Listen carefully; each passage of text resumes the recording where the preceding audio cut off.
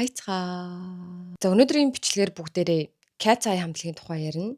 Гэхдээ энэ бичлэг ер нь бол 2 part болж орно. Эхний part дээрээ болохоор яг одоо энэ хамтлаг маань хэрхэн үүссэн бэ гэдэг тухай ярина. Тэгээ хоёр дахь part дээрээ яг гишүүн бүрийг нь танилцуулаад хэдэн настай, хинэн ижил хүүстэй, хинэн найз залуутай, хинэн bisexual, хинэн ямар гэр бүлээс гаралтай гих мэтчлэн яг илүү гишүүдийн тухай ярина. За тэгээ яагаад би энэ хамтлагийн тухай ярихаар болсон бэ гэхлээр ер нь л анх яг үнийг хэлэхэд ингээд за дандаа юм олон улсын өөр үндэсний гишүүдтэй хамтлаг гарах гэж байгаа гэхэд нөх юм тоогоогүй байхгүй юу? Яагаад тэгэхээр K-pop-ыг яг солонгос хүмүүс эсвэл Аз хүмүүс хийхээрээ одоо дуулахаараа бүжиглэхээрээ ингээд нүдэнд наалдаж харагддаг. Яг миний хувьд ч тийм. Тэгээд тийм хамтлаг гарах гэж байгаа гэхэд ингээд сонирхоогүй. Тэгээд дуунууд нь ч гэсэн яг хөөрхөн байсан. Гэхдээ бүр ингээд байнга сонсох тийм дуунууд өртөөсөө биш байсан. Тэгээд гишүүдийг нэг одоо цэжлэх ч юм уу ер нь одоо яна шин дуу гарах гэж гинөө гэж байнга дагах тийм хүсэл нэх байгаагүй. Тэгсэн чинь би энэ Dream Academy гэдэг энэ олон ангит баримтат киног үзээд тэгэд би энэ хамтлагийг хүндлэл шүтэн бишрэх одоо тэр мэдрэмж гэх юм уу бүр маш их өссөн. Тэгэд би хизээ үзлээ дээ 8 сард үзсэн баха. Тэгэл би ёо эмхтэй хүн байх ямар гоё юм бэ гэд тэгж бодсон аахгүй. Тэгээ Victoria's Secret дээр тэгж ярьсан штэ. Ер нь энийг үзсэн хин ч яг тэгж бодох баха. Тэгээ би ямар ч гэсэн энэ удаагийн бичлэг дээр баримтат киног нэг ерөнхий ярьж өгөөд тэгээд бас тэндээс юу ойлгож авсан яг юу нь гоё санагдсан гэд тэр зүйлүүдийг ярьж өгнө.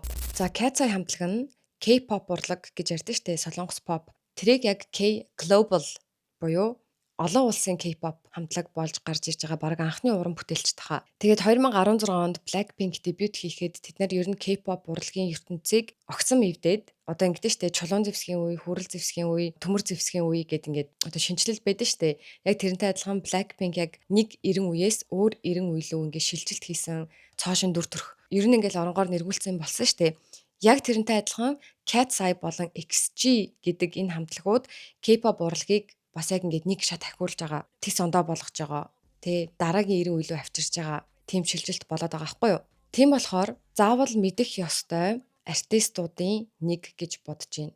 Өө эн чин Cat's Eye штэ. Өө чин тэр гишүүн байж штэ гэд яг ийм одоо дууны урлаг мурлагт дуртай бол одоо жишээ нь Beyoncé-г мэдгүй хүн байхгүй, Rihanna-г мэдгүй хүн байхгүй гэдэг шиг Cat's Eye-г мэдгүй хүн байхгүй байх ёстой юм шиг байгаа байхгүй юу? Бүр яагаад тэгэхээр бүр чадвар нь бүр үнэхээр ингээд супер байгаад байгаа. Цаашаа нэр хүнд өсгөх нь бүр их фантай болох нь ганцхан солонгост биш дэлхийн аялын тоглолт болгоноороо одоо тоглолтын заалыг дүүргэх хамтлаг болох нь бүр ойлгомжтой байгаад байгаа байхгүй юу? Үнэхээр л ямар нэгэн уналт болдгоо юм бол тийм болохоор би яг заавал мэдэх ёстой гэж бодоод эднартай илүү дотн танилцуулъя. За Cat's Eye хамтлаг нь 2023 онд 6 гишүүдтэйгээр бүрдэж нэгдэж байсан. Тэгээ 2024 онд Debut гэдэг дуугаараа дебют хийсэн хамтлаг байгаамаа. За тэгээ энэ хамтлаг нь бүрдэхдээ Netflix-ийн Dream Academy гэдэг шоугаар бүрдсэн, нэгдсэн, бэлтгэгдсэн. Тэгээ энэ нэвтрүүлгийг Hype Entertainment болон Geffen Records хамт бүтээсэн байгаа. Одоо яг хамт энэ хамтлагийг босгосон гэх юм уу. За Hype Entertainment болохоор угаасаа алдартай BTS, LE SSERAFIM, одоо алаад байгаа Curtis, ENHYPEN, Elite. This time I want you гэдэг хамтлаг. 17 тэгээд New Jeans гэдэг хамтлагууд Hype Entertainment-д харьяалагддаг. Харин Geffen Records буюу одоо энэ дуу бичлэгийн студ энэ лейблд харьяалагддаг артистууд гэвэл Camila Cabello, Guns N' Roses, Kali Uchis, Nirvana, Olivia Rodrigo, тэг мэдээж сая дурдсан BTS, LE SSERAFIM гэдэг хамтлагууд бас байгаа. За тэгээ өмнө нь Geffen Records-д харьяалагдчихсан артистууд гэвэл Avicii, Cher, DJ Snake, Elton John, Kylie Minogue, Snoop Dogg гэд байна. За ямар ч гэсэн айгүй том юм хоёр компани лейбл нэгдээд одоо энэ хамтлагийг бүтээж гаргаж ирж байгаа гэсэн үг. За Dream Academy гэдэг одоо энэ Netflix-ийн шоу бол K-pop-ийн үндэс суурин дээр бий болгож босгож гаргаж ирж байгаа олон улсын охтын хамтлагийг үүсгэх авьяасын урлагийн реалити шоу байгаа. 2023 оны 8 сард гарсан. Тэгээд нийт 12 ангитай. Тэгээд 11 сард сүүлийн ангид гарсан байгаа. За тэгээд яг 2025 оны 8 дугаар сард буюу гарсных нь бүр 2 жилийн дараа нэг суудал дээрээ бүтэн бүх тэр 12 ангийн үзэж дуусгасан хүний хувьд ярьж өгье. Надад бүр үнэхээр их сэтгэл үлдээсэн. За Hype Geffen 2 2021 оны 11 сард олон улсын ийм сонгон шалгаруулалт зарласан. Тэгээд энэ сонгон шалгаруулалтанд нийт 120 мянган орчим охтууд ингээд одоо бүртгүүлсэн, анкета явуулсан, бичлэгээ явуулсан байгаа. За эндээсээ яг эхний анги дээр нь нийт 14 охин сонгож авсан байдаг. За тэгээд яг шоуг нь үзэх юм бол тэр охтуудын шалгаруулалтын бичлэг яг юуг нь харж сонгоод байгаа, яагаад зарим нь сонгохгүй байгаа. Тэгээд яг сонгож байгаагаа видео коллоор хэлж байгаа. Тэгээд тэр сонгогдсон охтуудын гаргаж байгаа реакшн гэх тиймэрхүү юмнуудыг харуулж байгаа нь бас гоё юм. Тэгээ яг тэр шалгаруулалтын үеийн бичлэгүүдийг бас одоо тэр шоун дээрээ харуулад байгаа нь ер нь бол ингээд урлагийн амьдралаар явахыг хүсэж исэн, эсвэл урлагийн амьдралаар амьдрахыг хүсэж байгаа хүмүүст айгүй гоё юм одоо юм огшоосон мэдрэмж өгөөдсөн. Бүр босоод ингээд бүжгэлмээр санагдаад. За тэг ямар ч гэсэн эхний одоо шалгаруулалтаар 14 охин сонгож аваад тэгээд тэднийг LA авчирсан. Тэгээ бүгдээрээ ингээд нэг дотор байранд байрлуулад хамтд нь амьдруулад тэгээд хамтд нь ингээд бэлтгэл хийлгэж эхэлсэн байгаа. За тэгээд шалгаруулалт болохоор 2021 оны 11 сараас эхэлсэн гэсэн штэ. Тэгээд яг тэр охтуудыг сонгоод 14 охин сонгоод LA руу авчирсан өдөр нь болохоор 2022 оны 6 сар. Тэгэхээр бүтэн 7 сар тэр охтуудыг яг бүр нэг бүрчлэн хараад сонгосон байгаа даа. Тэгээд 2022 оны 6 сараас ингээд хамгийн анхны бэлтгэл нь эхэлж байгаа. За тэгээд бас одоо Dream Academy дээр гардаг юм болохоор тэр охтуудын арийнхын амьдрал, охтуудын амьдардаг гэр, аав ээж нь хэрхэн одоо тэр охтуудыгаа LA руу гаргаж өгж байгаа тиймэрхүү мөчүүдийг бас харуулж байгаа нь айгүй юм дотн байсан. За тэгээд бас яг ер нь ингээд сонгосон охтуудыг нь харах юм бол бүгд ингээд суперлаг бүжгэлдэг, суперлаг дуулдаг ч юм уу тийм охтууд ердөөсөө байгаагүй. Зарим нь сайн дуулдаг, гэхдээ үнэхээр муу бүжгэлдэг. Эсвэл зарим нь сайн бүжгэлдэг, гэхдээ үнэхээр муу дуулдаг ч юм уу. Тийм охтуудыг бас сонгосон байгаа байхгүй юу. Тэгээ угаасаа одоо ингээд юу гэдэг урлагийн амьдралыг хөөхөг хүсэж байгаа одоо ингээд өсвөр насны хүүхдүүд ч юм уу. Тэд нар бодохдоо ер нь л ингээд хүн бодохдоо айгүй юм супер хүнийг л ингээд сонгож авдаг гэж бодож эндүрдэг юм шиг санагддаг. Тэгээ яг үнэндээ ялангуяа энэ K-pop гэдэг урлагчин trainee гэдэг юм програм байгаа штэ. Тэгээ тэрэндээ бүр ингээд 5 6 заримыг нь бүр 10 хэдэн жил ингээд бэлтгэдэг. Хэрвээ анхнаасаа үнэхээр төгсгөн авах байсан юм бол яах гэж бэлтгэх юм тийм үстэй. Тийм болохоор сайжрах боломжтой байна уу? Суур байна уу гэдгийг ингээд харж байгаа байхгүй юу. Тэгээ хэрвээ тэрийг харах юм бол ингээд дуугаараа жоох юм уу хүнийг хараад ч юм уу би ч гэсэн чадчих юм биш үү? Эсвэл чадчих байсан байх штэ. Жохон бахтаа ингээд зориглоод ороод үздэг байж ч юм уу. Тиймэрхүү бодлоодоос төрүүлээдсэн. За тэгээ эхний бэлтгэл дээр мэдээж одоо охтуудын бичлэгүүдийг үзсэн ч гэсэн охтууд маань шалгаруулалтанд орохдоо хамгийн сайн бүжгэлдэг төрлөө хамгийн сайн дуулдаг дуугаал дуулж одоо явуулна штэ. Тийм болохоор тэр хүний ерөнхий чадварыг бас ингээ ганц бичлэгнээс дүгнэхэд жоохон хэцүү. Тэгээд хамгийн анхны бэлтгэл дээр охтуудад ингээд ерөнхий бүжгийн чил орж байгаа байхгүй. Тэгээд тэрэн дээр шууд ингээд төвшин ингээ харагдаад эхэлдэг. Зарим нь бүр анхан шатны одоо бүжгийн юм суурь мэдлэг одоо суурь эвсэлж байхгүй, зарим нь юм дууны аач байхгүй ч юм уу тийм охтууд байгаа байхгүй юу. Тэгэхээр яг тэр 14 охиныг бүгдээр ингээ яг нэг ангид одоо нэг бүжгийн бэлтгэл ороод ахаар шудраг бусан штэ. Баунсаач хийж чадахгүй жиж амар юм advanced юм ороод ахаар ингээд буруу болчиход байгааз. Тийм болохоор тэдэндээ ингээд ерөнхий төвшөнд ингээд хуваачдаг. Тэгэд ингээд арай сайн охтуудад нь бүр илүү сайжрах юм арай хүнд хичээл ороод дунд охтуудад нь юм дунд яг таарсан хичээл нь ороод тэгээ муу охтууд нь болохоор бүр яг ингээд за одоо бүгдээрээ ингээд баг алхаа гიშгэнээс эхэлнэ. Гэт яг ингээд гоё шат дараалтай зааж байгаа байхгүй юу. За одоо ер нь цаашаа Dream Academy дээр юу гардаг гэдгийг ярихаас өмнө тэгтээ би мэдээж ингээд бүр бэггүй бүгдийг ингээд яриад авахгүй хамгийн чухал гэсэн хэсгүүдийг ярина. За тэгээ цаашаа ярихынхаа өмнө би яг Cat's Eye хамтлагийн гишүүдийг хальт танилцуулчих. Дараагийнхаа бичлэгэн дээр бүр илүү танилцуулна. Одоо зүгээр нэрийг л явьчих. За нийт 6 гишүүнтэй гэсэн штэ. За Daniela, Sophia, Laura, Megan, Mano, Yunche гэдэг ийм 6 гишүүнтэй байгаа. За одоо үргэлжлүүлээд ярив. За эхний ранкаар буюу одоо эхний нэг юу гэх юм чагсаалтаар эхний шалгалтаар топ 4 бүжигчид дунд манай Даниэла, Меган хоёр ороод ирчихэж байгаа шууд. Угаасаа хамтлагтаа ч гэсэн тэр хоёр яг хамгийн сайн бүжгэлдэг хоёр нь. Тэгэд одоо энэ ранкаараа ихэнх дөрөвт ороод ирсэн байгаа даа. Дараа нь вокалаараа буюу одоо дуулах чадвараараа топ 3-т манай София ороод ирж байгаамаа. Миний хувьд болохоор Dream Academy-г бүр Cat's Eye-г мэддэг болсны дараа тэр Gnarly гэдэг дуун айгуу тренд болсны дараа гişүүдийн царайг ер нь бүгдний энэ ингээ цээжилсэн те хин нь ер нь лаг бүжгэлдэг, хин нь лаг царайтай, хин нь лаг дуулдаг энэ төр гэдгийг ингээ харсны дараа яг ингээд энэ нэвтрүүлгийг үзэхэд надад айгуу сонирхолтой байсан. Хүүе манай Даниэла чи юм жоохон байсан юм уу? Хүүе манай София чи ийм байсан юм одоо ийм болцсон юм биш. Ямар их сайжирсан юм. Бид нар одоо өөрсдөө хамтлагт орно гэдгийг мэдхгүй ингээ явж байгаа да. Ингээ айгуу бахархаж үзээдсэн. Тэгээд ингээд яг 0-оос одоо эхэлж байгаа шүү дээ. Ер нь бол тэрийг хараад тэгээ одоогийн ингээд тайзан дээр майзан дээр ер нь байгаа тэр амжилт тэр харизма тэр нь хараад яг ингээл хөөх өстэй айгуу сайн сайжирчээ гэж тэгэж үзэх бас айгуу гоё юмсан.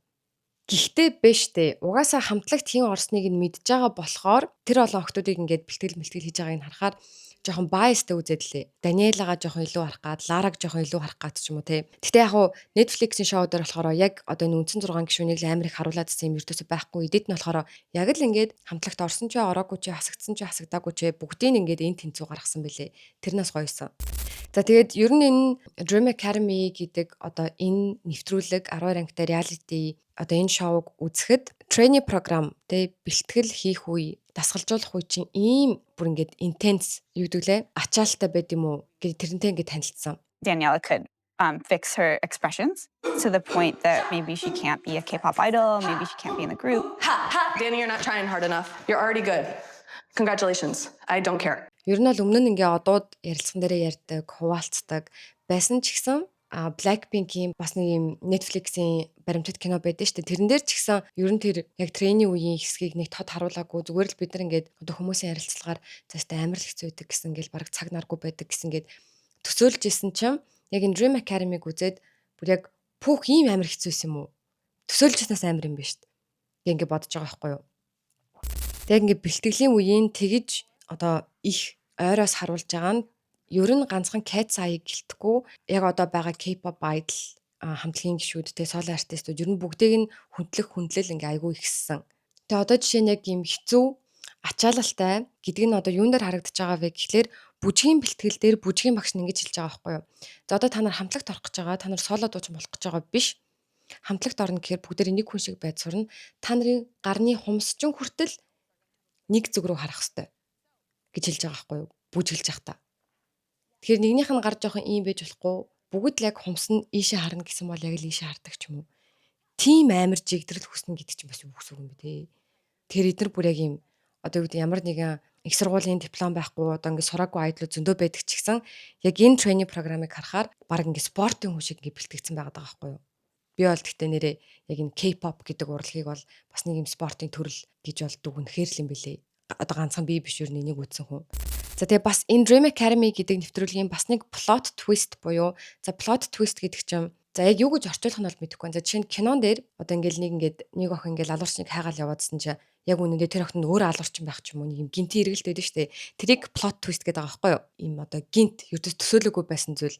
Тэгээ яг Dream Academy-гийн plot twist нь юу байсан бэ гэхлээр тэр 120 мянган охин шалгаруулалтанд орохдоо зүгээр л өөрсдөө октын хамтлагт ингээ орох гэж байгаа гэж ингээ бодож байгаа, бэлтгэгдэх гэж байгаа гэж бодож байгаа. Тэгсэн чинь тэр октодод та нар одоо ингээ Netflix-ийн шоунд орох гэж байгаа шүү гэдгийг ердөөсөө хэлээгүй. Тэгэхээр Netflix-ийн шоунд орох 20 охины нэг болохын тулд нэг хичээж байгаа. 20 охины нэг болсны дараа за 6 гишүүнийх нэг болно шүү гэдэг юм 2 том даваад авах гэдэг байгаа байхгүй юу. Яг нэг амар ялгаагүй сонсогдож магадгүй зүгээр шууд октын хамтлагт бэлтгэгдчихсэн бол яг тренинг програмаараа одоо ингээд сар болгон шалгалт аваа шалгалтын дээр унсан хүн нэг айгүй сайжрахгүй байгаа хүнийг ингээд хасдаг штэ. Тэгсэн чинь тэндээс топ 20-ыг сонгосноо дахиад 6-ыг сонгоно гэхээр сайн байсан ч хасагдаж болно. Тэгснэ муу байсан ч үлдэж болох гэдэг байгаа байхгүй юу. Яагаад гэхлээр одоо энэ Netflix-ийн шоу болохоор survival show буюу тэмцээн гэсэн үг. Нэгнтэйгээ өрсөлдөнө гэсэн үг. Нэгнийгээ дийлжиж дараагийн шатанда гарна. Баг болж хуваагдаад яг юм өрсөлдөнө. Тэгээд тэгснэ Dream Academy-гийн хасагдах журам болохоор үзэгчд саналаа өгнө гэж байгаа. Тэгэхээр үзэгчд яг сайн байгаад нь биш хөөрхөн харагдаж байгаадаа ч саналаа өгч болох гэдэг байгаа байхгүй юу. Яг үнэндээ бас энэ продюсерүүд, менежерүүд октын хамтлагийн гишүүн биш зүгээр Netflix-ийн шоуны 20 охин сонгоод байгаа байхгүй юу? 20 өрсөлдөгчийг. Тэгж бодохоор тэрийгээ бас хэлэхгүй байгаа гэдэг нь жоохон юу байгаад байгаа муухай гэх юм уу? Яагаад тэгэхээр яг үнэндээ зарим нь ингэ мэдж байгаа штэ. Энэ охин үнэхээр сайн юм аа. Энэ охин зүгээр Netflix-ийн шоунд оруулах гоё юм байна. Гэхдээ хамтлагт бол оруулахгүй юм байна. Гингээ мэдчихэж оруулж байгаа юм бас угаасаа байгаа. Тийм plot twist байгаа. Одоо жишээ нь America's Next Top Model дээр бас тэгдэж штэ. Дандаа өрсөлдөөл нэг юм бэлтгэгдэх болон өрсөлдөх гэдэг нэг юм хоёр тустай юм байгаа байхгүй юу? Тэр Netflix-ийн survival show 2023 оны 8 сард гарч эхэлсэн гэсэн штэ.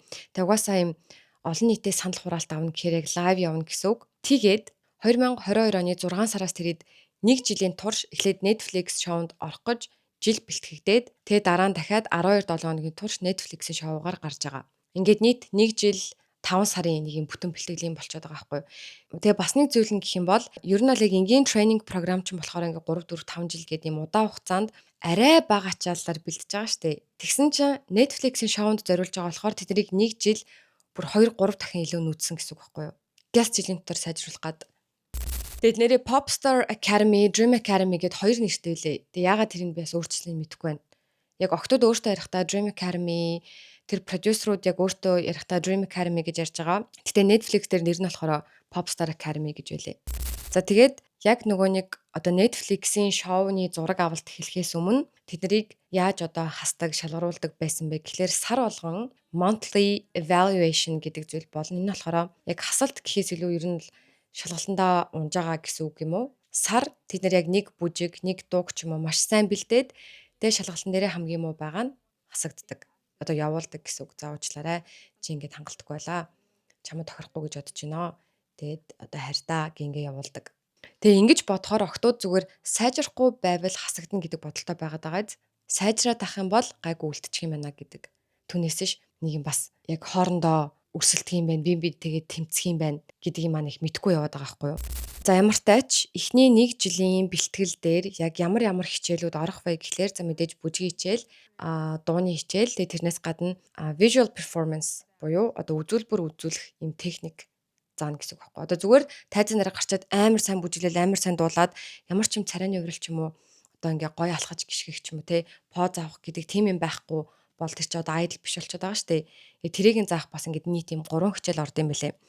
За тэгээд одоо яг тэр шалгалтыг ямар 5 үзүүлэлтээр авдаг вэ гэхлээр нэгт за мэдээж бүжгээрээ сайн байх, хоёрт дуугаараа сайн байх, гуравт үзүүлбэр үзүүлэх чадварыг харна, дөрөвт нь star quality гэдэг юм байгаа. За энэ нь юу гэсэн үг вэ гэхлээр ер нь бол өөртөө итгэл, харизма яг хинтээж адилхан биш, яг юм ориг, юм тим хувилбар байж чадчихна уу? Ер нь яг юм од юм зан чанар байгаад байна уу гэдгийг харна. Тэгээ 5 дахь үзүүлэлт нь болохоор attitude буюу зан характер нь хэр байна, хүмүүстэй хэр харьцаж байна. Ингээд үнэхээр амар од, үнэхээр гоё сайн дуулдаг хэрнээ ингээд бусдаа айгүй муухай харцдаг.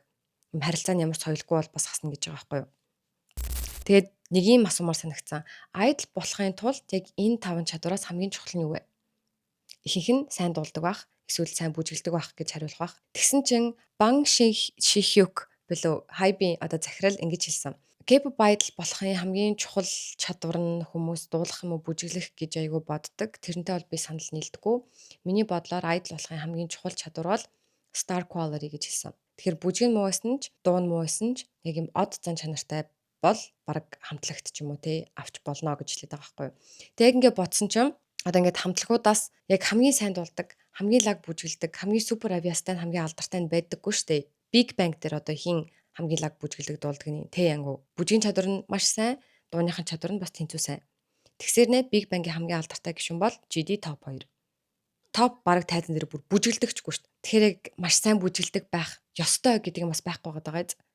Blackpink дээр ярил л да. Яг хамгийн сайн бүжгэлдэг, хамгийн сайн дуулдаг нь яг хоёр чадвараараа хоёул айгу юм дээр байдаг нь Rosie бистэй. Вокалаараа айгу дээгүүр тэгснээ бүжгийн чадвараар Лизагийн ардаас ордог. Тэгснээ Rosie Blackpink-ийн хамгийн алдартай гишүүн мөн үү? Үгүй. Blackpink-ийн хамгийн алдартай гишүүн бол Lisa, Jennie 2. Lisa маш сайн бүжгэлдэгч, хоолойныхон чадвар Jennie-гээс, Rosie-гээс, Jisoo-гээс одоо муу байгаа штэ. Тэгсэн ч гэсэн хамгийн од нь. Jennie-гийн хувьд дуугаар айгу сайн ч гэсэн бүжгээр айгу ингэ залхуураад байдаг штэ. Тэгсэн ч гэсэн хүмүүс Jennie-г ярихаа болж чаддаггүй. Тэгэхээр яг юм star quality гэдэг зүйлийг би ойлгохдоо дуртай байсан ч дургүй байсан ч ингээд хүмүүсийн сонирхлыг татаал идэг. Хүмүүс ингээд харахаа зогсоож чаддаггүй, үзэхээ зогсоож чаддаггүй. Тим хүнийг star quality-тэй хүн гэж хэлэх юм шиг санагдсан. Үзээ ядсан ч хамаагүй хараад лахыг хүсдэг, хайрлаадсан ч хамаагүй хараад лахыг хүсдэг. Ийм донтуулдаг зан чанар юм шиг байгаа. Үнэхээр сайн дуулаад бүжиглээд идэг хэрнээ зүгээр ингээл за тэмээ тийм хүн сайн байна гэсэн ингээл цаашаа нэг үзмээр санагддггүй нэг тийм одоо айдлууд байдаг штэ. Нэг л тийм юм бэлээ. Яг яагаад вэ гэсэн чинь star quality багтай, ихтэй гэдгээр нь ялгадаг юм шиг байгаа. Дуулахгүй бүжиглэхгүй зүгээр ингээ оршиж байсан ч хүмүүс ингээ хараад лахыг хүсдэг. Хөгжмийн шилдэгүүдийг шалгаруулдаг маш том шагнал гардуулах ёслол Mnet Asian Music Awards буюу MAMA Awards 2025 оны 11 сарын 28-29-нд Хонконгт болно. Нодлон Big Bang бүрэн бүрэлдэхүүнээрээ гарч ирсэн. Ер нь л тайз майзан ингээ айгүй гоё MAMA Awards-ыг маш олон фэнүүд хүлээдэг, артистууд айгүй юм сэтгэл гаргаж, маш сайн бэлдэж одоо энэ авартад оролцдог. Тайзны үзүүлбэрүүд маш их хүлээлттэй байдаг. Ийм дандаа шин тавилтуудыг гаргаж ирдэг. Дэглэлтүүдээ өөрчилдөг ч юм уу. Тийм айгүй surpriseтай байдаг байхгүй юу? За тэгээ энэ жил гарах артистуудын нэр тодорхой болсон. Baby Monster, ENHYPEN, IVE, Meow, Super Junior, Idol, NCT, Treasure, All Day Project, Cortis, Stray Kids, aespa, G-Dragon байна. Үзэх боломж өгье гэвэл та нар итгэж гин үү?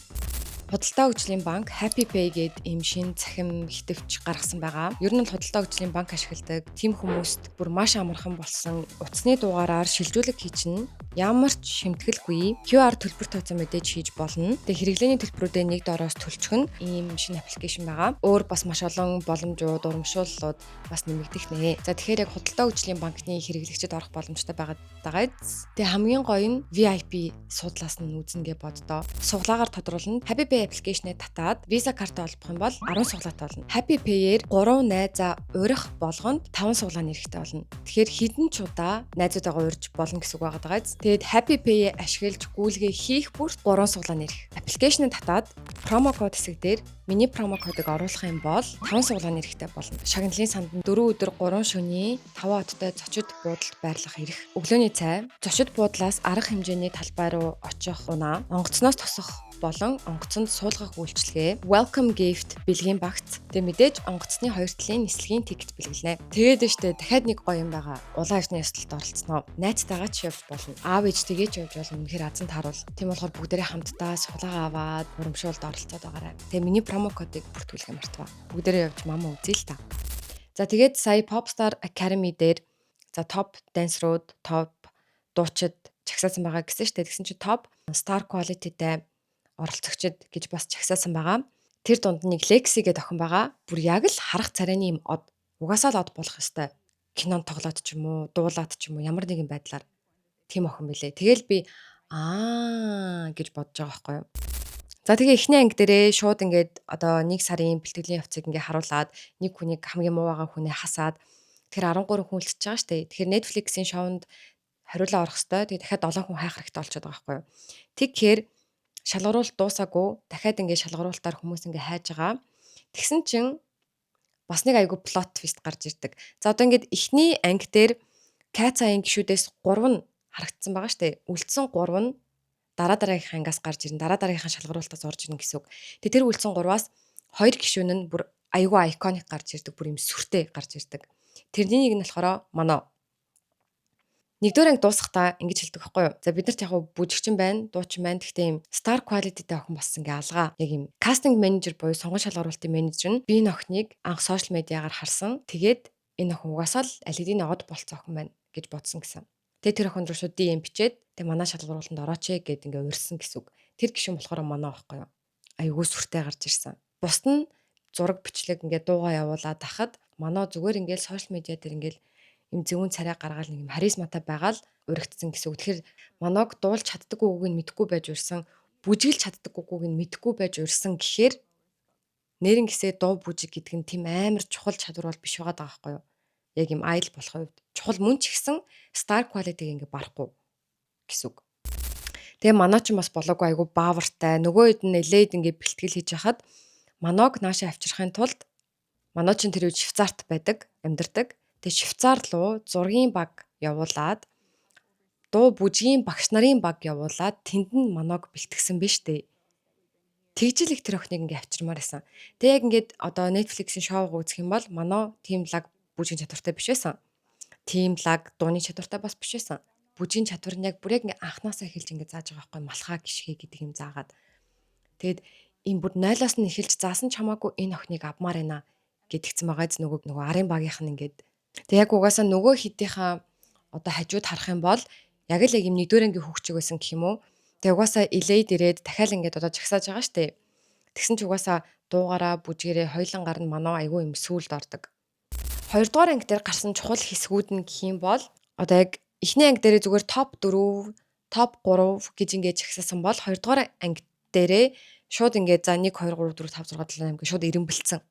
Тэгээ манай ч яг эхний ангиас угаасаа орж ирэхгүй тэндээ тусдаа бэлтгэдэй байж байгаа хүн. Тэгээ орж ирээд цааш ингээд шууд сүлдө орчиж байгаа байхгүй юу. Одоо яг энэ жагсаасан дундаасаа тэр хэдийгээ 4 ангид хуваадаг. A, B, C, D гэдэг ангид хуваадаг чадвараар нь. Тэгээ одоо чинь бүжигдэр гэхэд хинч A ангид ороогүй. Одоо манай Даниэла, Меган хоёр одоо яг хамтлагийн гишүүдээр нь яриад байгаа шүү. Энэ хоёр болохоор B төвшөнд ингээд орсон заяо. Үнэхээр супер бүжгэлт юм байж. Тэгэхээр ингээд шалгаж байгаа шалгуур нь хүртэл ингээ айгүй өндөр байгаа байхгүй юу. Тим хүмүүс A руу орохгүй нь гэхээр. Тэгээд бас сар болгон тэр ангиасаа одоо ингээ ахиж болно. Заавал тэр ангид ингээ байгаад ахгүй. Тэгээд яг Popstar Academy-гийн бусад трейнинг нараас яг одоо Кацай хамтлагт байгаа хамгийн лаг бүжигчин Даниэла ч гэсэн яг тэр Popstar Academy дээр болохоор Megan гээд бүр супер лаг бүжиглдэг охин байсан заяо. Тэгтээ үнэхээр харахаар нэрэн гэсээ тэр охинд ингээд Даниэлад байдаг, тэр охинд байхгүй ингээд нэг зүйл байгаадсан. Тэг юу гэдгийг мэдэхгүйсэн чинь яг ингээд энэ охин лаг бүжиглэх юм аа гिचээд үргэлжлүүлээл энэ охины бүжиглж байгааг үзэх хүсэл ингээд байхгүйсэн. Тэгээ тэр нь яг юм star quality байгаа байхгүй юу. Тэгээд ингээд сар болгон тэд нэр ингээд шалгалтанд орж байгаа штэ, шалгалтанд уус насагдан бла бла бла. Тэгээд тэндээсээ гадна сайжирсан хүмүүс нь дээдлийнхэн түвшин рүү очино. Тэгээд тэр шалгалтаасаа ганц сайжраад A түвшин рүү орсон хүн Megan л байсан. Daniela B түвшинд өвлөсөн. Бүр супер бүжиглдэг охин заяо. Тэгээд дээшээ ахгүй улирна гэж бас байдаг. Одоо жишээ нь София C түвшинд байжгаад D түвшин рүү орсон. Ингэж унаж бас болно. Ямар ч гэсэн бэлтгэлийн үеэр ер нь бол зөндөө хүн гимтэн, өвдгөн гимтэн, шагаан мултран, зарим нь хагалгаанд орно. Тэгээ зарим нь 6-7 хоног бүжгийн бэлтгэл хийж болохгүй гэдэг юм онош авна. Яг ийм trainee програм тэгээ бүр яг ийм хөдлөх ёстой ийм зүйл дээр хөдөлж чадахгүй байна гэдэг чинь бүр ингээ шийтгэл үздэй хөдөлгөөний хариулна гэдэг. Тэгэл хөрх амтд гипстэй ч гэсэн те хичээл дээр ирээл бүжиглэхгүйсэн ч гэсэн ингээд шалан дээрээ суугаал нүдэрээ ингээл тархин дотроо хөдөлгөөнүүдэд цээжлээд ч юм уу те тэгж байж байгаа байхгүй юу. Тэгээд дахиад одоо угаасаа нөгөө шинэ хүмүүс орж ирнэ гэсэн штэ 20 охин бүрдүүлэхийн тулд тэр шалгаруулалтын үйл явцыг бас харуулна. Тэгээд бас нэг таалагдсан юм нь сэтгэл зүйчтэй уулзуулсан. Тэгээд октод чинь ингээ ихэндээ болохоор ингээ айгуу догдолтой орж байгаа штэ шалгаруулалтанд орчлоо. 5-6 сар хүлээснийхаа дараа тэнцсэн гэдэг хариу авсан. Бөөн догдлол ирч хүчтэй ингээл орж байгаа л тэгэл хэдэн сар бэлтгэгдээл хасагдаал дандаа нэгэн хэвийн бэлтгэлээгээл сүлдээ бүр нөгөө анхны нөгөө гал цогнд байхгүй болсон. Тэгээд октодыг одоо тэр зүйлээс нь одоо буцаж татаж гаргаж ирэхин тулд сэтгэл зүйчтэй уулзуулж байгаа тийм хэсэг байсан. Одоо депрессэнд, стресэнд орох үедээ гэрээсээ олоогоо гэд. Тэгэд октодын маань стрессж байгааг бас харуулна. Ганцаараа ойлгохын тулд балкон дээр гардаг л гин. Зарим нь орой олгоо өөртөө захаа бичдэг л гин. Зарим нь ингээд наранд ингээд залбирах ч юм уу те. Айгу хөөрхөн тэр стресс ингээд даван туулаадсан. Тэгээд бас нэг сонирхолтой юм нээсаа. Тэд нар ингээд дууны бэлтгэл, бүжгийн бэлтгэлээ дандаа ингэж тусдаа идэг, шалгуулгатай ч гэсэн тусдаа шалгуулдаг. Тэгээд хэдэн сар бэлтгэгдсэний дараа тэднийг ингэсэн баггүй юу? За 90 октодыг ер нь зааланд те хэр дуулж байгааг харлаа. Одоо яг студ дээр дуу бичүүлэхдээ хэрхэн дуулж байгааг бас хармаар байна. Өөр байх чинь билүү гээд. Тэгээ бас нэг айгүй алдартай хөгжмийн зохиолч, продюсер залуу, одоо айгүй олон хит дуунуудыг хийжсэн энэ залуу Cat's-Eye зориулаад дуу хийгээд яг юм одоо cover дуу биш. Тэр бэлтгэл дээрээ дандаа cover дуу дуулна штэ. Ariana Grande-гийн дуу, өөр хин дуугч дууллаа да. Айгүй олон хүний дууг ингээд дуулж байгаа. Тэгсэн чи энэ дуу тэдний анхны original дуу болсон байхгүй юу? Яг Cat's-Eye. Тэгээ энэ дуу тэдний дебют дуу болох байсан уг нь. Тэгээд тэрэд ингээд студ дээр хоолоогоо бичүүлсэн чинь зарим нь нэг тоогддгүй байсан оролцогчид айгүй анхаарал татсан.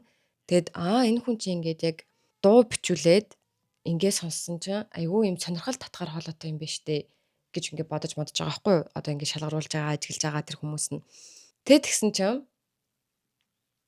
бүх трейни нарт NDA буюу нууц хатгалах гэдэг юм гэрээ зурулдаг. Хинт чинь тухайгаа хэлж болохгүй, зураг бичлэг авч болохгүй, хуваалцах болохгүй, энд болж байгаа юмыг задруулж болохгүй гэдэг юм хатуу нууцлын гэрээ зурж байгаа. Одоо хувийн сошиал медиа хаягтай байж болохгүй, стори пост рил хийж болохгүй гэсэн үг шүү дээ. Тэгсэн чинь охтууд бүгд ийм хувийн нууц Instagram нээсэн байна. Private шинээр. Тэгээ тэрэн дээрээ би нэгээ дагсан гинэ. Тэгээ тэрний яг ингээд тэд нар өөртөө бодохдоо групп чатнаас ялгаа юу байх вэ гэж бодоод тэгээд бэлтгэлийн юмнуудыг ингээд постлж мосолдог байсан. Тэгээд тэгсэн чинь нэг гишүүн нь нөгөө original дуугаа постлцсон.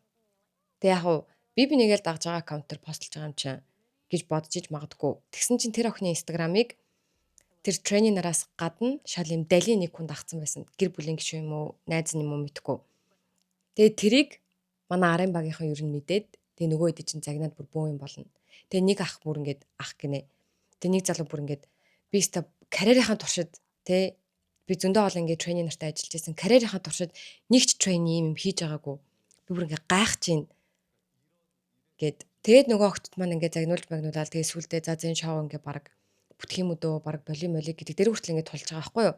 Тэгээ охтуудыг дуудаж ингээд загинж агаад тэгээд тэд нар за яг тэр постлцсон өөр хүн дагуулсан байсан тэр охиныг муухагаар хэлвэл хөөгөөд явуулж байгаа. Тэгээд хэлж байгаа байхгүй юу. За чи ингээд ийм постлсан. Тэгээд гол нь чамайг дагж байгаа хүмүүс донд өөр нэг ийм танихгүй хүн 3 дахь читгээд байсан гэсэн чи нөгөөх нь чи тийм хүн байгаагүй надад скриншот байгаа гэ за. Тэгээд тэр надад жоохон тэнэг санагдсан. Гэс тэр хүнээр юм уу хийгээд скриншот хийж болно шүү дээ. Тэгээд тэрийг ингээд энэ хараа өөр хүн дагаагүй байгаа зүтэйг үзүүлж болно шүү дээ. Тэгэд ингээд нөгөө хүн хэлээд байхгүй. Би өөрөө таны аккаунтуудыг бүгдээр ингээд шалгасан. Яалтчгүй нэг хүн илүү байсан гэсэн чи надад скриншот байгаа гэд ингээд тэр хүн ингээд явуулж байгаа байхгүй. Тэгээд тэр доо ер нь цацагтгаа болсон. Уг нь айгүй гоё дуу байсан та нар сонсоод үзээрэй. За тэгээд дахиад энэ нэвтрүүлгийн чухал ярих ёстой юм гэвэл Lexi гэдэг охин байгаа штэ. Тэгээ нэг ийм цорхол байсан. Lexi ер нь бол Star Quality-гаараа топ 3-т орж байгаа. Тэгээ Lexi-г сошиал медиа дээр одоо энэ Geffen Hybe тэгээ нэг хүн хараад хүү ийм одоо гэдэг K-Global ийм хамтлаг гарвал өстой гоё юм биш үү гэд Lexi-гээс болж энэ шоуныхаа сэдлийг аваад хийсэн гэдэг ийм цоргол хүртэл байсан. Тэгээ нөхөн хамтлагт ороогүй. Тэгээ ер нь ингээд нэвтрүүлгийг үзэх юм бол үнэхээр чадвартай, маш гоё дуулдаг, хоолой нь үнэхээр өвөрмөц. Ингээ хараад лаймаар бүжгээрээ бас маш сайн бие төвшөнд байдаг. Даниэла, Меган энтертэй нэг төвшөнд байдаг. Тэг ингээ айгүй хөөрхөн, зан аршин ч гэсэн ингээ амар хөөрхөн охин. Тэгээ тэр охин хасагдаагүй өөрийнхөө саналаар гарсан. За яагаад вэ гэсэн чи эхний 1 жилийн бэлтгэлийн үеэр тэд яг ингээл бэлтгэлээгээл хасагдаал ингээ явж байгаа штэ. Одоо шаргалтаа тэнцгүүгээр хасагдаад. Тэг ингээд survival show болоод тэгээд ингээ хүмүүс паблик тэдний бичлэгийг тавиад хүмүүс хүссэн комментоо бичээд тэг яг үнэндээ чадвартайг нь биш хөөрхөн харагдаж байгаадаа санал мандал өгөөд яг маш их хичээж байгаа хүнийг нь тоохгүй саналаар айгу доор моор ороод байгаа. Тиймэрхүү юм ер нь ингээд Lexi-д анханасаа л ингээд жоохон сонир санагдаадсан. Айгу шудраг бус нүдэн дээр нь бүр маш их хичээж байгаа. Одоо зааландаа төрүүлж ирж бэлтгэл хийдэг ч юм уу тийм хүмүүс ингээд байгаад тахад fan voting дээр тэр нь ингээд одоо хамгийн доогуур явах ч юм уу. Тэгснэ нөх их хичээхгүй байгаа. Зүгээр л ингээд ийм хөрхөн охин нь ингээд fan voting-оор дээшээ гарч иж мэрээд байгаа нь ер нь Lexi жоохон муухай санагдаал яваадсан байхгүй юу. Тэгсэн чинь нэг хасалтан дээр одоо яг нэвтрүүлэг гэсэн үг шүү дээ. Яг Netflix-ийн шоуны хасалтан дээр одоо продюсер арын багаас ер нь жоохон муухай хорлонтой юм орж ирдэг заяа. Тэгээ нэг хорлонтой юм юу байсан бэ гэхээр октоодыг суулгаж жагаад нэг нэгээр нь дуудаж одоо өрөөнд байлгаж жагаад за одоо 6 гишүүнтэй хамтлаг гарах гэж байгаа шүү дээ. Одоо энд үлдсэн октоодаас өөрийгөө оруулаад тэгээ яг юм төгс хамтлагийг бүрдүүл гэвэл чи одоо ямар 5 гишүүнийг сонгох вэ гэж асууж байгаа байхгүй. Тэгээ гол нь энэ бичлэгийг чи өөр хүнд үзүүлэхгүй, хинт ч үзүүлэхгүй, одоо нууцлна. Чи зүгээр сонгомоор байгаа 5 гишүүнийг хэлчих гэж октоодаас санал авснаа. Дараа нь яг хасалтын өмнө бүгдээр ингэ суулгаж жагаад тэр нэгээр нь хийсэн бичлэгийг шууд том зурагтаар харуулцдаг. Тэд нар хоорондоо бүр хичнээн найзууд байсан ч гэсэн бүгдээр ингэ нэг хамтлагт оруулах чадахгүй штэ. Хичнээн найзууд бидээ хайртай дуртай байсан ч гэсэн тэд нар ингэ мэдж байгаа штэ хамтлагт орвол энэ нь үнэхээр анхаарал татна, энэ үнэхээр бүжгээрээ сайн гэд. Тэгээд бүр муухай юм нь октоодын тэр бичлэгийг үзүүлсний дараа хамгийн их санал авсан гишүүн огт санал аваагүй гишүүнгээ бүгдийг ингэж ихсаацсан. Энэ тэдний санал авсан, энэ тэдний санал авсан гэд. Тэгээд одоо санал аваагүй нэг гишүүн байгаа байхгүй юу? Эсвэл ганцхан санал мандал авсан. Тэгсэн чинь нөгөө гишүүн ингээл ер нь гомдсон штэ. Та нар намайг бүгд хамтлагт орох ирэхгүй гэж бодд юм байна штэ. Гээ гомдож бомдох юм болж байгаа байхгүй юу? Тэгээ тэрнийхээ ардаас шууд ингээ хасалт явагдаад. Тэгээ уйлаа майлан болол. Тэгсэн чинь Lexi ингээ тэнцэж байгаа угаасаа obvious. Бүр үнэхээр ингээ айгу obvious тайм чинь. Тэгээ цаа чи ингээд бүр гүлрөөд тэгээ тэрнээс хойш продюсер дээр очиод, менежер дээр очиод би дахиж энэ шоуг үргэлжлүүл төрөг байна гэж хэлсэн чинь нөгөөд нь явуулаагүй. Чи жоохон бодоод үзгээд. Тэгээ манай Lexi эсэргүүцэл зарлаад бэлтгэл дээр дэс очихоо болоод тасалсан. Тэгээд тэгсэн чинь бүр аргаа бараад нөгөө хүмүүс нь Lexi-г дуудаад за ингээд чиний хүслийг ойлголоо. Чамайг явуулах хэрэгтэй юм байна. Гэдэг Lexi явж байгаа байхгүй юу. Тэгээ надад таалагдсан юм гэх юм бол Lexi бүжиглэх айгуу дуртай байсан, дуулах айгуу дуртай байсан. Одоо энэ бүх бэлтгэл хийж байгаа үед айгуу дуртай байсан. Мөрөөдөл нь. Тэгсэн чинь мөрөөдөлтөө хүрэх нь Lexi-г өөр хүн болохыг шаардсан гэх юм уу? Хувь хүнийхээ үн цэнийг, хүн чанараа ингээд одоо юу гэдэг уландаа гიშгийг шаардсан байгаа байхгүй юу? Мөрөөдөл нь гэсэн үг шүү дээ. Тэгээд Lexi ингээд миний мөрөөдөл ийм үнэтэй байх ёсгүй үгүй гэд тэрийг ингээ орхиж байгаа байхгүй юу? Тэгээд тэрийг ингээ хараад би ямар мундаг юм бэ гэж бодсон. Тэгэж айгүй хүсэж исэн, жил гаруй бэлтгэл хийсэн. Ийм хүнд хэцүү юмнаас зүгээр л ингээд надад энд хийж байгаа юм таалагдахгүй байна. Хүмүүсийг хооронд нь ингэж талцуулж байгаа нь таалагдахгүй байна. Би ийм хүн баймааргүй байна гээ явж байгаа нь бүр үнэхээр хүндэлмээр. Тэгээ бүжгийн бишээ дууны багш нь ч гэсэн ингэж хэлдэг. Лекси би чамаар үнэхээр бахархаж байна. Одоо чи мөрөөдөлтөө хүрэхээр нэг тодорхой хүн болно шүү дээ. Тэр хүн чинь чамд үнэхээр таалагдах хэвээр. Тэгтэл тэр хүн чамд таалагдахгүй байвал чиний мөрөөдөл чинь хитрхийн үнэтэй байгаад байна. Хитрхий ч их юм золиослох гээд байна. Тийм болохоор энийг орхиж байгаа нь өстө үнэхээр зүгээрийг чамаар үнэхээр бахархаж байна. Гингээ лексиг явуулж байгаа байхгүй. Гэтэ энэгээрээ би бус тогтоод нь хүн чанаргүй ямар ч юм дотоод үн цэн байхгүй гэж өрдөөс хэлээгүй.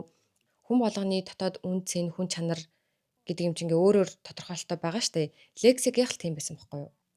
Тэгээ лекси яг тэрний ардаас ингээ айдл болоод хамтлагт момтлагт ингээ оршчих юм бол лексигийн хийсэн үйлдэл одоо өөрт нь таалагдахгүй байх гэдэг штэ. Лекси өөртөө дуртай байха болох гэдэг штэ. Лекси хэлэхдээ мөрөөдөлтөө хүрэх нь миний хувь хүний үн цэн, итгэл үнэмшил гэдэг зүйлийг эвтхийг шаардаж байгаа юм бол энэ мөрөөдөл миний даах ёстой зам биш байна. Миний хувь хүнтэй таарахгүй байна гэд орхиж байгаа байхгүй юу. Тэгээ энийг бас бодоод үзээрэй. Чиний мөрөөдөл, чиний хийхийг хүсэж байгаа зүйл чинь чамайг өөрөөрөө бахархуулах, өөртөө дуртай байх тийм хүнийг бүтээх ёстой болохоос биш. Би муу хүн юм байна да гэж мэдрүүлэх зүйл бол чиний хийх зүйл өртөөсөө биш шүү гэдгийг лексигээс ингээд сурч авсан. За ингээд лекси ингээд хасагдаад тэгээ бүгд ингээд эргээд мэдээж бэлтгэлдээ орно шүү дээ. Уйлаа малан болсон ч гэсэн угаасаа ажил хариуцлагатай байх ёстой. За тэгсэн чи манай хүмүүсийн уурыг хүргэсэн. Бүгд нэг байранд бэлтгэл хийж хахад манай би ихчтэйгээ амьдрнаа гэ тэр байраас нүүж байгаа. Тэгснээ бүгд бэлтгэлээ хийж хахад хөлөө гимтээсэн, гипстэй байгаа, шагаанд булгарцсан одоо тийм шүрүүс мөрөмсийн гимтэл авсан тийм хүмүүс нь гипстэйгээ бэлтгэл дээрж хагаад манай бэлтгэлээ таслаалсан. Шалтгаан нь болохоор би амар булраадсан юм. Би амар ядарсан байсан юм. Тэгээ манай охтуудын жоохон дураг хүргэж байгаа байхгүй юу? I don't think I'll be going to practice today. Okay. Kind of looks like you're making a mistake because Manon's not here. This morning, Manon did not show up for rehearsal. Яг тэгж амарч бас дургу хүргсэн юм биш л дээ. Гэхдээ бүгдээрээ ингээд бэлтгэлээ ингээл амар хийгээл амар хичээгээл бэртэлтэй байсан чинь ингээд ирээд ахад тэнд нэг өөр гишүүн нь тасалсан байсан ч тэнцээл хамгийн өндөр оноог аваад хамгийн их санал хураалтыг аваад яваад ахаар жоохон шудраг бас санагдаад байгаа байхгүй юу. Тэгээ ингэж манай октоодынхаа дургууг жоохон хүргсэн байдیں۔ Гэтэ энэ асуудал шийдэгдсэн л дээ. Айгүй гоёор шийдэгдсэн. Манай яг ингээд би ингээд энд байх үгүйгээ мэдэхгүй байна л гэж бодож ирсэн юм шиг байгаа. Тэгэл яг дундаасаа за би үнэхээр энд баймаар байгаа юм байна гэж цаа чи ингээд үнэхээр хичээгээд тэгээ октоодыг тойруулж суулгаж байгаа уучлалтгүйгээд та нар надтай ингээд сонио харцаад байгаа гэж би мэдэж байна. Гэтэ ингээд миний буруу гэдэг би мэдэж байгаа. Би ингээд бэлтгэлээ тасалдаг яадаг гэдэг. Тэгээ би ингээд хамтлагийн гишүүн штэ би юм сол уран бүтээлч биш. Гол нь ингээд тэд нар чинь багаараа хуваагдаад яг тэд нар ингээд явж байгаа манай хойно хоцроод хахаар яг үндэ багийн юмнаас хоошоо ингээд татаад байгаа байхгүй юу. Түүнээс яг тусдаа байдаг гэсэн бол манай тасалсан байна октод тамаагүй штэ. Тэгэд манай ингээд уучлалт гуйж байгаа. Тэгээ уучлалт гуйгаа тэгээ октод ч гэсэн ингээд уучлаад тийм чи яг ингээд бид нар зүрх сэтгэлээ зориулж байгаа шиг чи бас зүрх сэтгэлээ зориулах хэрэгтэй наа. Хэдүүлээ нэг зорилгын төлөө явах хэрэгтэй наа. Гэт тэд нар бүр үнэхээр гоё ярилцаад энэ асуудлыг амар гоё шийдсэн. Ердөөс ингээд юу гэдэг би бинийгээ хорлоол, муулаад нэг амар ингээд байгаа юм байхгүй. Гэхдээ мэдээж ингээд ярина л да. Манай ингэж байгаа ингээд шудраггүй санагдаад ингээд ардуур нь ярьж байгаа нь ч гэсэн айгүй юм зөв яриадсэн. Тэнэг охин ч юм уу тэг ингээд тэгж ердөөс яриаггүй. Яг ингээд айгүй зөвөр манай хөөрхний хувьд үнэхээр хөөрхөн их санал авах нь аргагүй. Гэхдээ ингээд маш их хичээж байгаа энэ ингээд санал авахгүй байгаараа ингээд шудраггүй санагдаад ингээд мэдгүй ингээд муулахтаа ч гэсэн гой муулаадсэн гэхгүй юу. За тэгээд айконик гарч ирдэг хүмүүс гэдгсэн штэ. Дараагийн айконик гарч ирдэг хүн болохоор Лара. Хэдвэр ингээд нэлээд дуусахтаа ингэж дуусах байгаа байхгүй юу. За ингээд star quality-тэй хүн байна, бүжгэрээ топ хүн байна. Тэгтээ дуугаараа хүмүүсийн анхаарлыг татаад энэ хүний дуулахыг сонсохын тулд би тикт худалдаж аваад амьдаар нь үзмээрэн гээ заал дүүргэж чадах вокалтай хүн байхгүй наа гэл дүр солигдсон чинь Лара бүр юм зэвүүн сууж идэг за. Тэгснээ доор нь вокалаараа нэгт орж байгаа гинг гарч ирж байгаа байхгүй юу. Ларагийн гарч ирэлт бол бүр ингээ үнэхээр супер айконик байсан. Хамгийн анхны бэлтгэл нь 22 оны 6 сард эхэлсэн шүү дээ. Лара болохоор 23 оны 6 сард орж ирсэн. Жилийн дараа гэсэн үг 12 дахь сар дээр.